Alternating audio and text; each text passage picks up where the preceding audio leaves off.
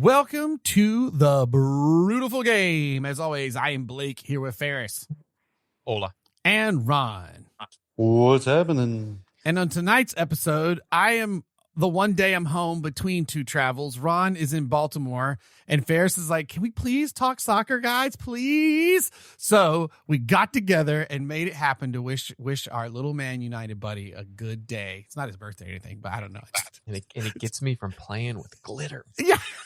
It's that time of year, and I hate glitter. That's right. Time to, I forgot that's where you're at. I don't know whether to explain that. I just let our listeners be like, what the F does Nope. that we just leave it. Yep. We just leave that Just leave there. it. Yep. Let it lie, baby. Let it lie. We'll just say dance nights are Tuesday nights. All right.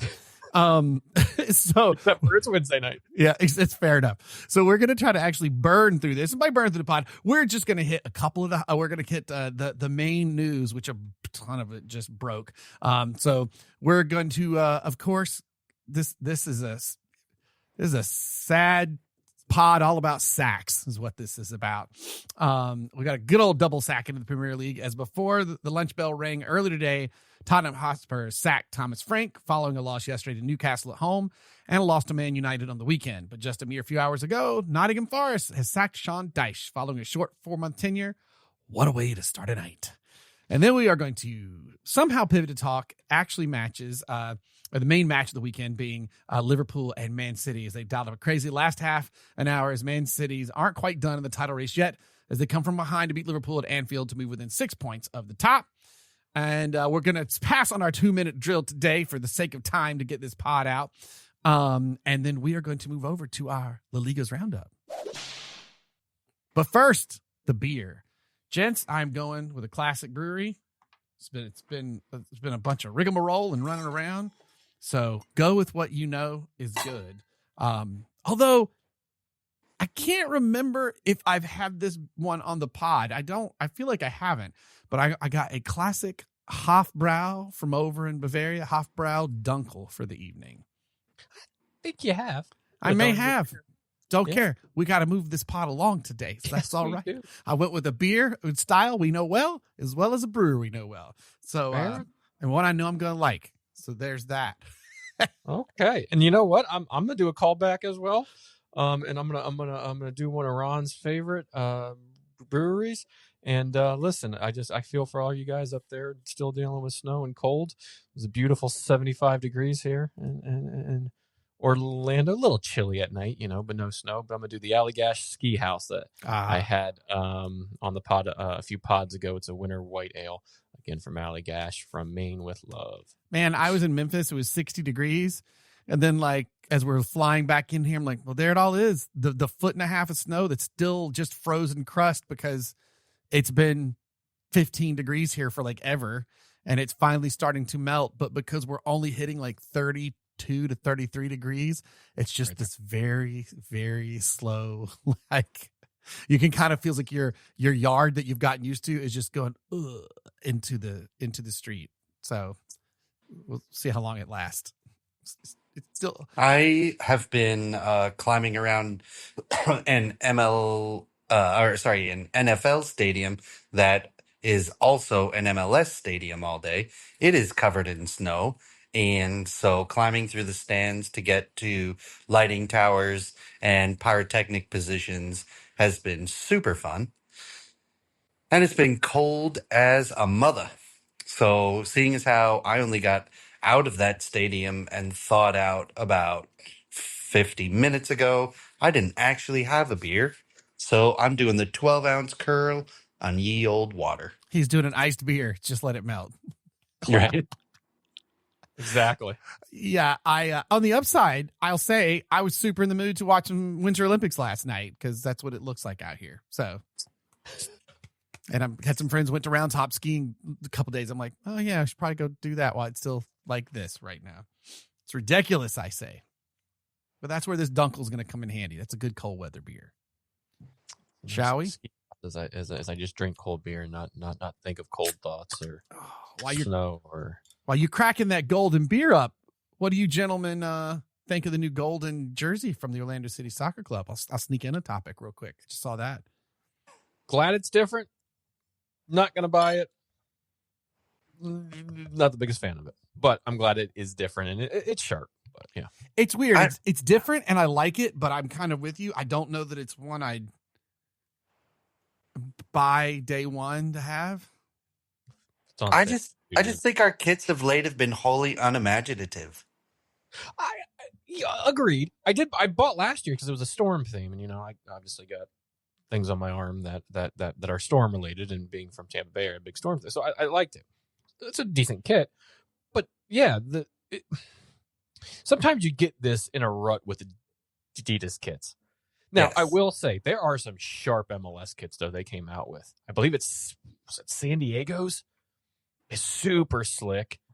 And there's a few more. You can go to most sites and just kind of view the top, all the new ones. But there are some really sharp looking kits. Chicago has a kind of simple, and they're plain colors, but you know what it has, gentlemen? A collar.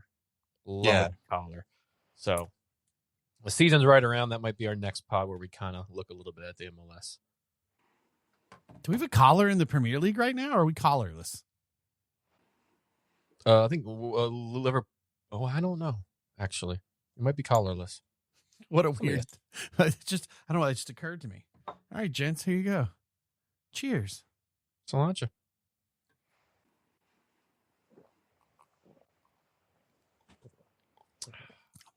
The problem with this Hofbrau Dunkel is I just drank half of it. This is a beer for slinging down, not for laying down and avoiding. Oh my God. Oh, I wish I had 3 more in the fridge. Whew, that was good. Brighton home kit and Chelsea's third kit, all have collars. Did you gents a quick Google AI search? Speaking of Brighton, did you gents see like the thing I sent you guys, the video of the little Remy kid whose sister plays for Brighton Hove? No. Where'd you send it? I think I sent it in the did I send it in the main chat? I thought I did with all our soccer friends. Maybe I didn't. Yeah. There's this little kid though. He's a big Man United fan. Ferris, I got to send it your way. I said cause he cracks me up. Do you? But his sister plays for Brighton Hove Albion, and he reviews their game after the match, and it's brilliant. Mm-hmm. Little Remy, he's a right proper Man United fan and loves some Ronaldo. He putting on the Ronaldo aftershave. He's like 6 or something. It's really funny, man. I'll send it your way. Please do. It's quite good. And I actually stand corrected. I think Google AI is wrong. They're all Fox. The faux color or whatever. The faux collar. Faux collar. So I don't know if we have a proper I don't think we do. Collar up type of collar. Yeah, it is. Well, Cincinnati's isn't. Chicago's. Oh yeah. Chicago and Columbus. Oh, okay. Columbus has a slick one. FC Dallas is probably their nicest kit ever. Yeah, but look at San Diego's, man. Houston Dynamo looks like a watercolor print. Oh, Sporting KC, that's a cool one. It's like this cool blue and purple diamond pattern. What are they calling Orlando's new one? The Treasure? Golden Treasure, something like that. Yeah. I don't hate it. It's just better not than for me. Golden Snow. Fair. New England Revolution. Yes, good kit. I was just looking at that. Yeah, good kit. Yeah, you can go over to ESPN.com. They kind of rank all the kits. I'm looking at the MLS.soccer.soccer.mls.soccer.com. Well, if you want your computer to crash, you keep doing that, my friend. Right. Fair enough. NYCFC's is pretty nice. That's a cool color and a cool texture. Man, that San Diego one, the blue and the gold, it's just... I haven't gotten there yet. Oh, man. Hey, Real Salt Lake is awesome. Blue and red striped. Boring. San Diego, they have like it's kind of like that marble painter's kit that I made fun of. Cool. And Real Salt Lake is just sharp, too. When I see them all together, the ECU, well, it does like my alma mater, ECU. That Orlando one might be growing on me. Now that I see it, I think it's gonna be one that has to grow on you because it's not a bad kit. Well, now that I see it in context, it's the particular shade of yellow I think what works. It's essentially the gold and the yellow that's in our logo. We've just never done a kit like which is like a yellow gold. Yeah. And it's just going to be the away kit, right? It's I redact my statement. I think I'd get that. I like it. The lion looks like the cowardly lion from Wizard of Oz. It makes me think of that yellow kit Arsenal had with the gray collar when they were still Puma. Mm-mm. See, Like zoom in on the texture on that Orlando City kit. Oh yeah, no, I'm with you. It totally does. Because it does like the count, like his two eyeballs just above the Orlando health. Oh my gosh, yeah. Okay, you gotta if you gotta go online, look this up. 2026 Orlando City jersey. Wow, that's interesting. What did they say? We ranked the top 10 on the old ESPN exactly at 10. So I'll take it. As they said, it feels warm. That's probably about right. It got what is it on ESPN? It's warm and kind of feels like in Florida. So there you go. Yeah. I miss the days of Puma when Puma had Arsenal because like it was always different. There was that yellow one with the gray scarf, or not gray scarf, the gray collar, and like they just always did something different every year. And listen, the Adidas is Ventnor, a Santi Cazorla, a handsome lumber actual. I miss all of them wearing those tight Puma kits. Oh yeah, there's nothing with each nipples. One of them just different, but looked extraordinary in those kits. Yeah. With nipples peeking out, they could cut glass. Indeed. All right, you betcha. There was we got to move it, gents. There was a leak. I hope is correct. It was important though, because I have a feeling some of these two we might not talk about as much as we think. So first up, let's just get right to the nut of the issue and talk about sacks. So here we go. How'd you like that? It's very ballsy from you, Blake. You're welcome. You're welcome. I was trying to do another no curse pod, but I figured I'd swing it in one way. Hey. So, Thomas Tuchel, geez, Thomas Frank and Sean Dyche, turn your head and cough. You've been sacked. Where and how do we begin? I'll show you. Yeah. Excellent. Where do we go from here, gentlemen? How do we even start this? We can go in chronological order, as you suggest, with Thomas Frank. Yeah, the sack. Or did you have a thought about the Dyche, Ron? No, I was going to go with Thomas Frank because I have is it fair? For what? Is my question. Thomas Frank was sacked? Yes. They're 16th, 5 points from relegation, which is no better than they were last year. In fact, worse. They're down here lower quicker. In fact, worse. They haven't won a game in the league since December 28th. Yes, they're doing good in the Champions League, but So here's why I question it, right? I'm kind of on both sides of a coin here, right? Yes, you are correct. They are where they are in the table. However, he's only been in charge 8 months. He inherited largely Ange Postecoglou's team, right? The injuries stacked up on this team: James Madison, Kulusevski, Bentancur, Kudus, Davies, Bergvall, Romero, Udogie. Romero's an idiot. He's not hurt. Oh, sorry. Yeah, you're right. Sorry. Sent off, right? But the list of injured people: 1, 2, 3, 6, 7, 8, 9, 10, 11. A whole soccer team, a whole starting 11 is injured. That's not his fault. No. But Charleston's out, Madison, Kulusevski, like Bentancur, all these people that are like starters and impact subs gone. Yeah, no, I don't disagree with you. There's a lot of injuries, but it's still a good enough team. Listen, you brought in Conor Gallagher on some big money in January. That was like this January. You brought in no Jack impact Simons, there, which really hasn't hit the ground running. You just got Dominic Solanke back. You brought in Kolo Mwani, who hasn't really hit the ground running as well. Same with Matthias Tetel from last year. So I get it. You're missing a lot of pieces here, but you still have quality. That you look at the teams that they're down there with in the table. They have better quality than Leeds. They have better quality than Brighton. They have better quality than Palace. Probably better quality than Fulham and Sunderland in terms of the pound per pound dollar spent and in each position from front to back, even including the injuries. Everton's sitting 8 points ahead of them. Yeah, but yet they're still sitting down there on a -1 goal difference and haven't won in 10 matches in the league, or whatever it was since before the year. Wasn't this obvious? And actually, I think it speaks to what Ron is, the sentiment he's saying, though he didn't say this detail. How many seasons went by that we were like, wow, and Spurs didn't really add to their team.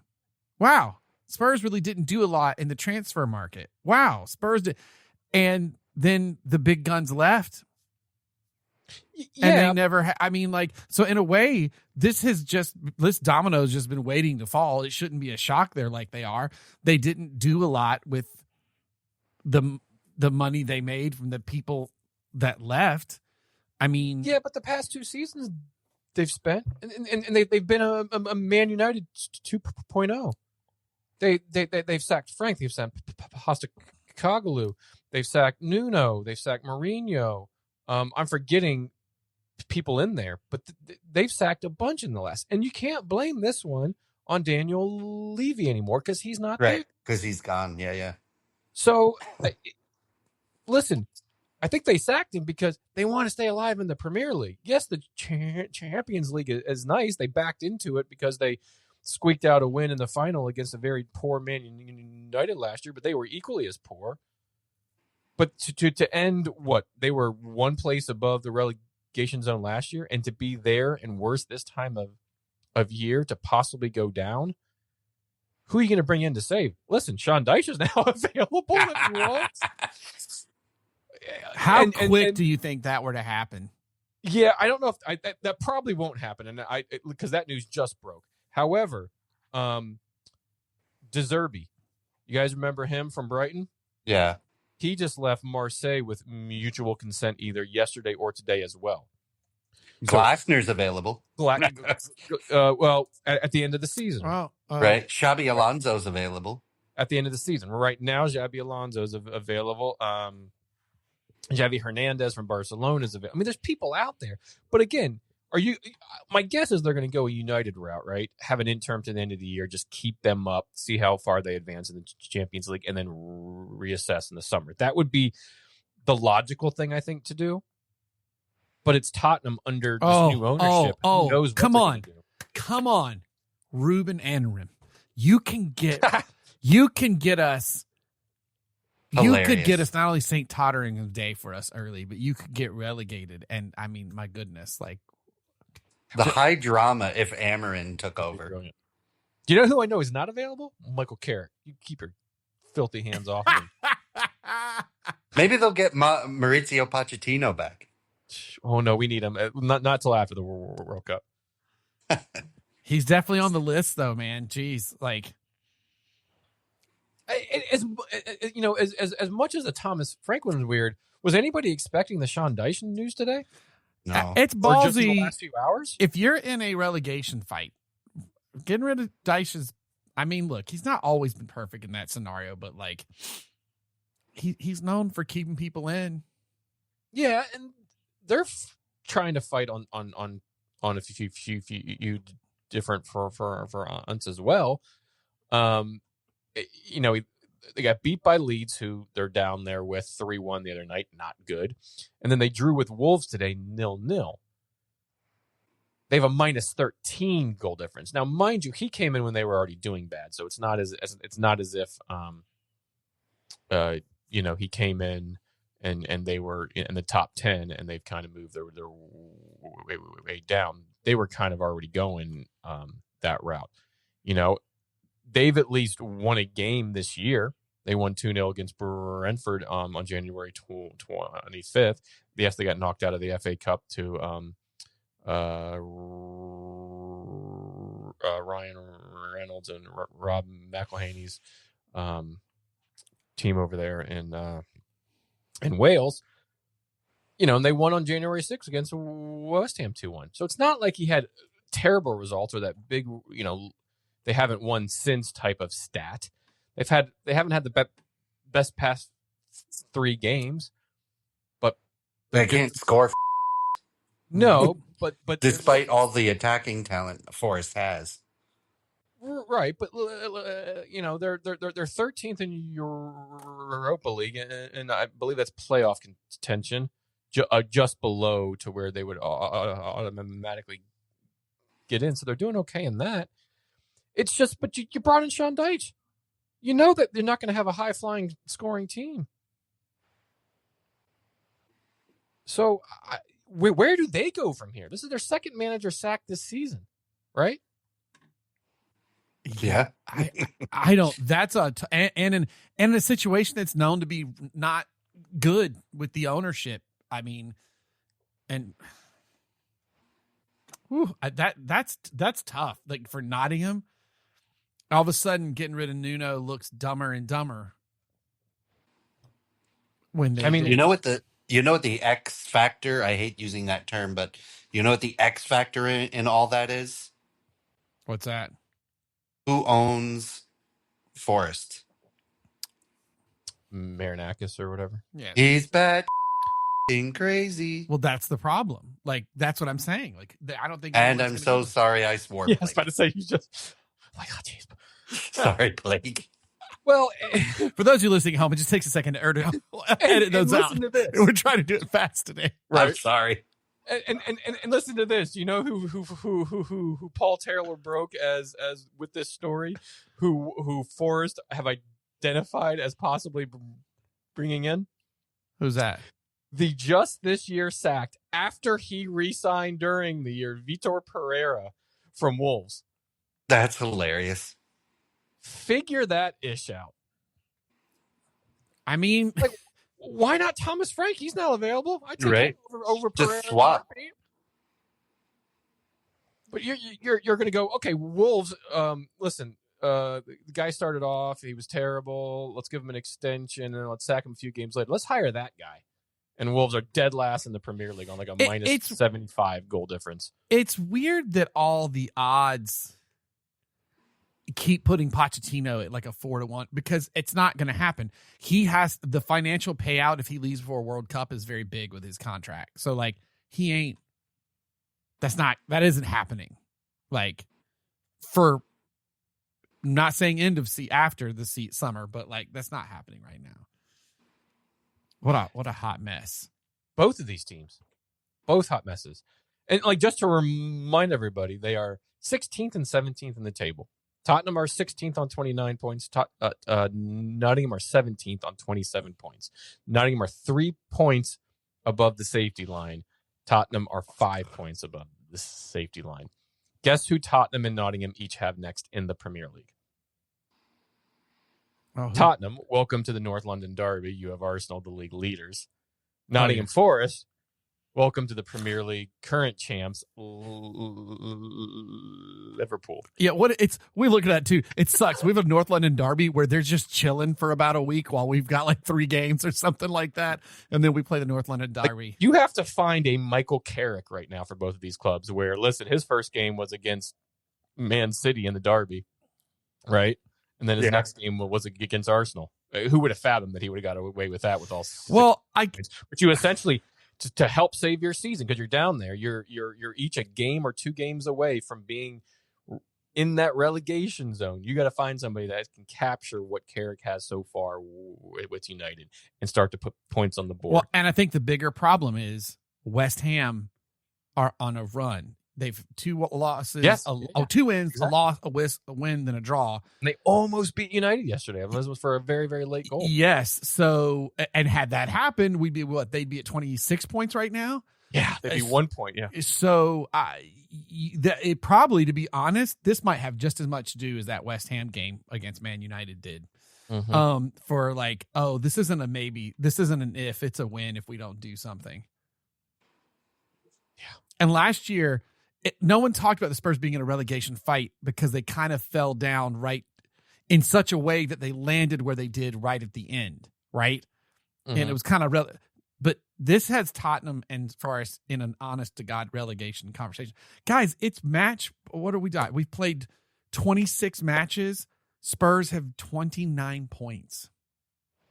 That's a top 6 team, right? Yeah. That's a top 6 team. Yep.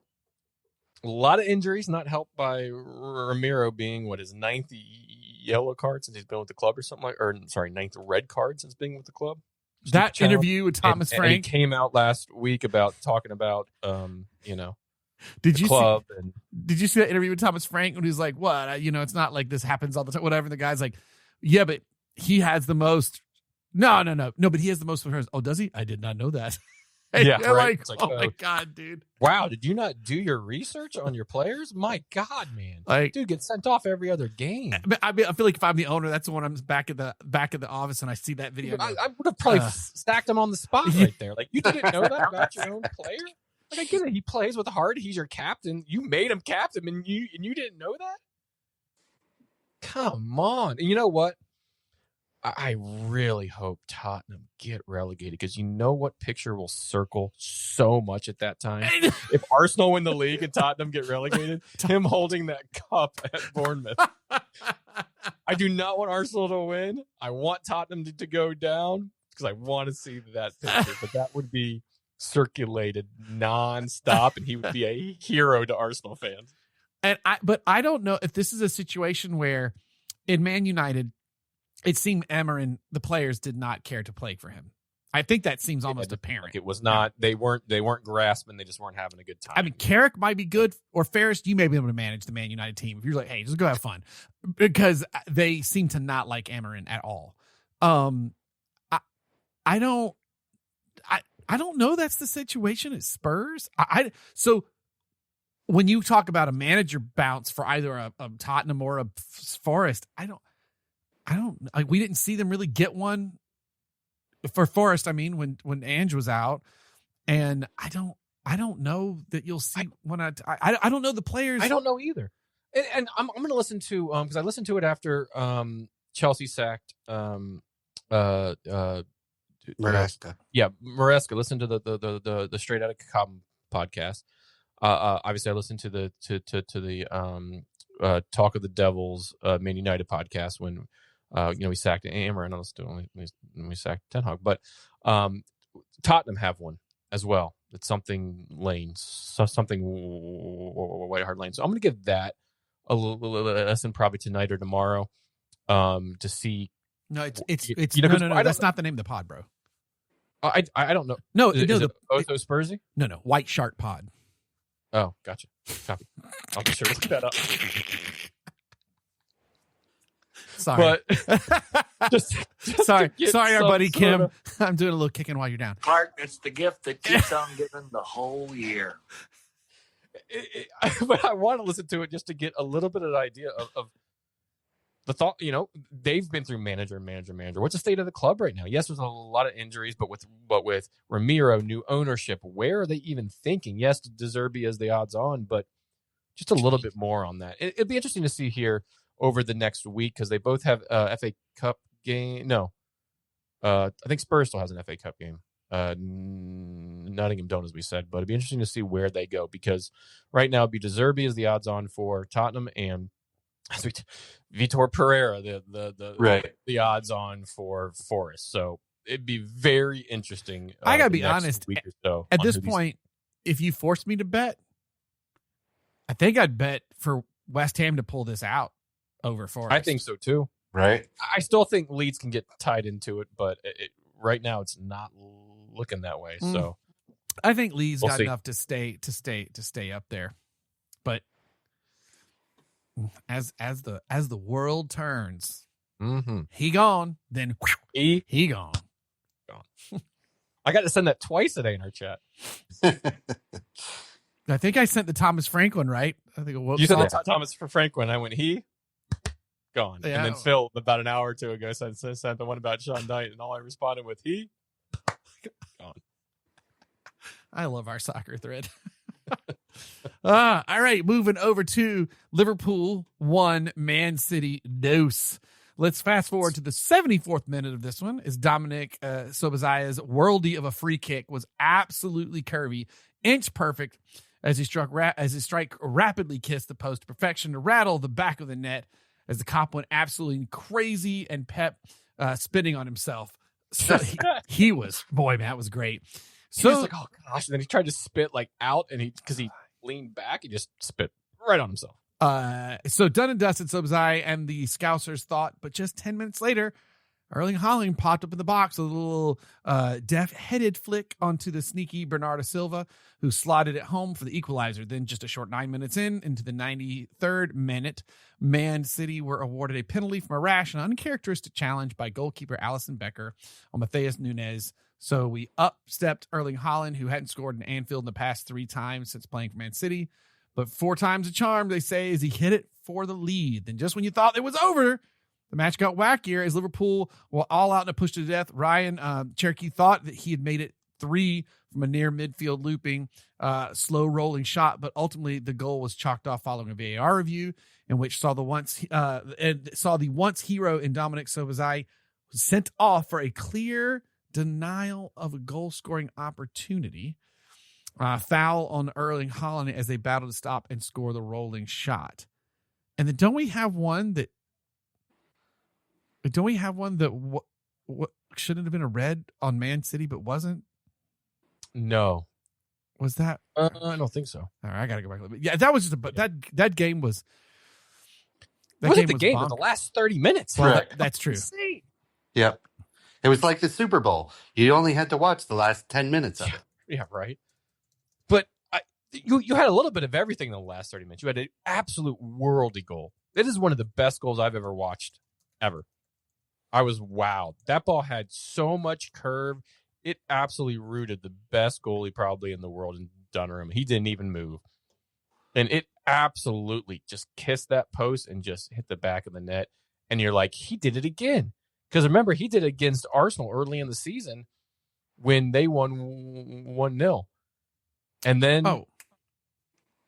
Sorry, there was. When Mark Gay pulled back Mohamed Salah. Yeah, but that... I am confused to why that was just a yellow.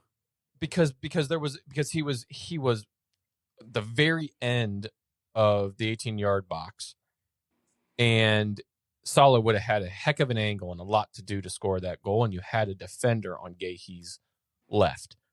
Okay. And he pulled it outside the box, so it was a free kick, and that was moments before, not on the same free kick, but moments before Slobozai hit his. So I understand that. And even when we talked at the end of the game, where Slobozai got sent off, I understand that. I get it. Not everybody liked this call, where it's like, let bygones be bygones. They both were battling for it, and the goal went in. Who cares if it's 3-1? However, that doesn't mean that we can't go by what the laws say and what the rules say. VR can't just stop because, oh, well, it's the end of the game. Oh, well, they were going to win anyway, so here's a third goal. That could have massive implications on the league, right? What if Man City win the league by a goal difference of 1? Right. Could have been because of that goal, right? What if the next few games that Liverpool play, they win both, and that gets them into the top 4 when Slobozai should have been not on the field, and he scores a goal in each or something like that. So I get everybody being up in arms, and listen, would common sense tells you, hey, let it just happen. They both were battling. They both were pulling. They both were fouling, and the ball just kind of trickled in, and the game was over anyways. Just, it's the very end of the game because after they were awarded a free kick, the ref blew pretty much moments after that free kick was kind of taken. But it doesn't mean we can't stop for what happened on there. And the first foul on it was on Haaland before he then fouled Slobozai. So you go back and you look, it's the goal, no goalie, the ball, Erling Haaland, Dominic Slobozai behind. It's a denial of a clear goal-scoring opportunity. So I think in the end, it's a VAR call that, once again, we hate VAR. We're up in arms. Listen, nobody likes VAR. We all can agree on that. But that doesn't mean that they got it wrong. I mean, even Pep was like, just give us the goal and let the guy play. I think everybody have been okay with that. But that doesn't mean that it's just, well, okay, we just let it be. Because I do think VAR, the ref, They got it right.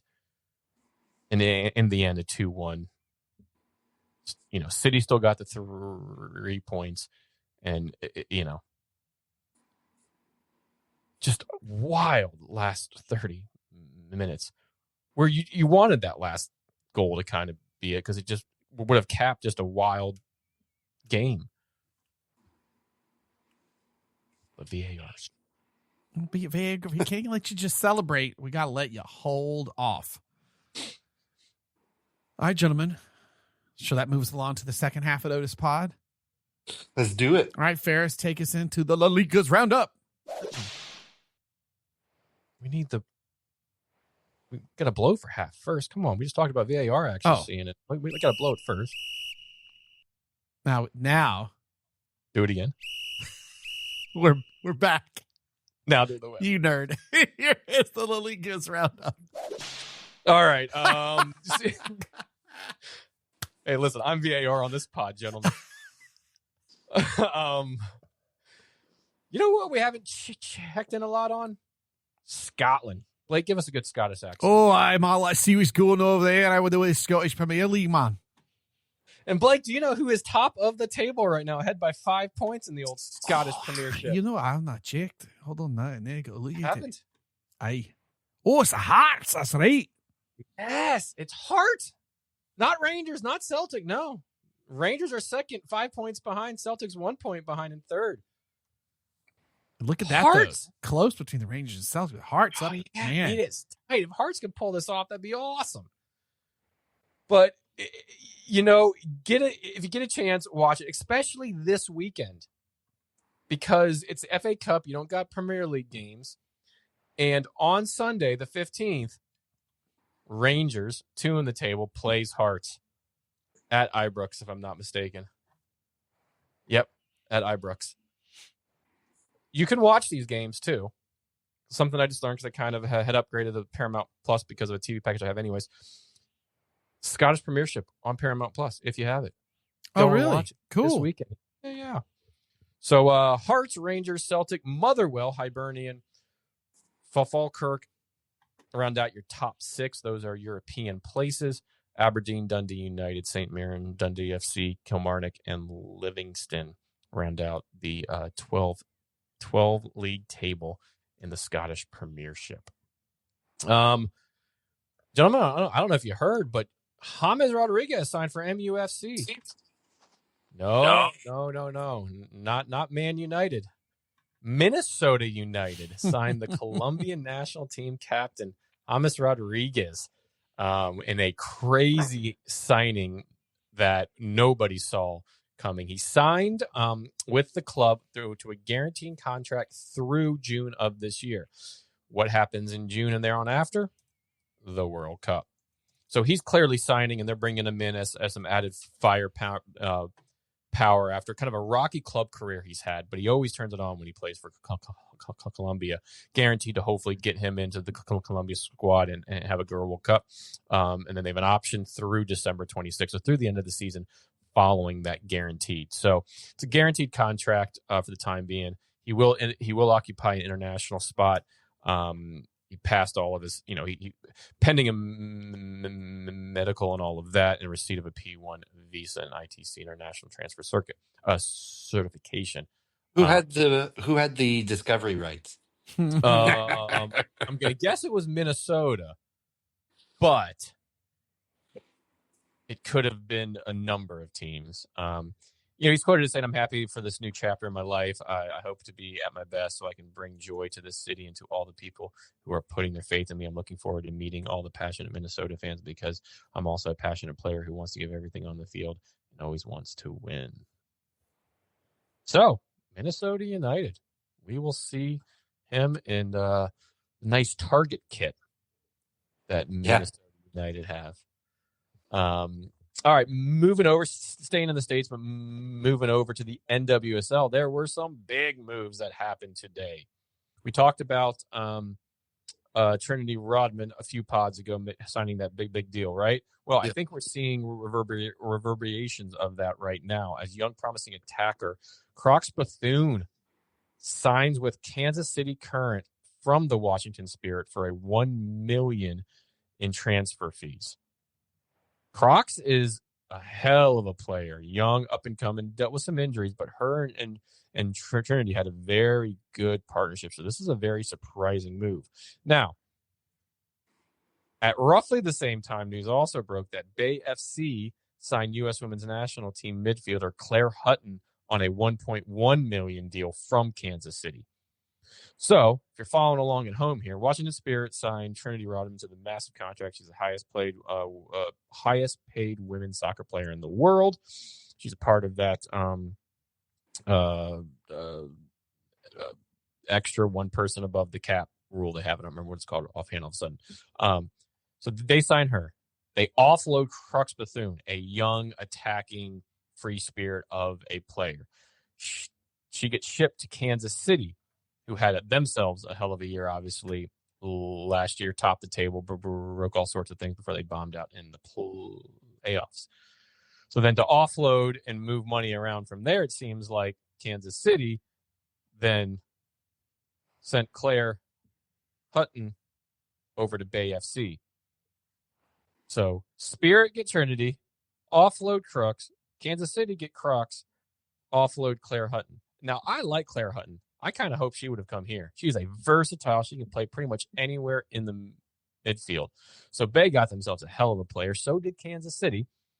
But now you're going to see how that U.S. Women's National Team between a Crocs and a Ally Centenor for Kansas City plays in kind of what could be a double number 10 type situation, maybe a false 9 situation between them coming up this season. So some big moves happened in the NWSL today.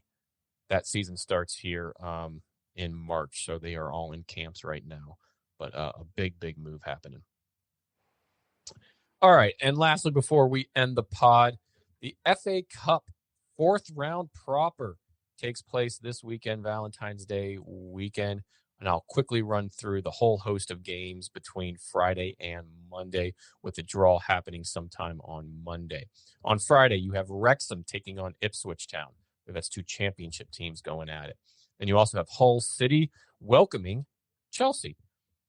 We're moving to Saturday, Valentine's Day. You have Burton Albion taking on West Ham, Southampton taking on Leicester City, Burnley taking on Mansfield, Norwich City taking on West Brom, Port Vale taking on Bristol City, Manchester City taking on Salford City, which is interesting there.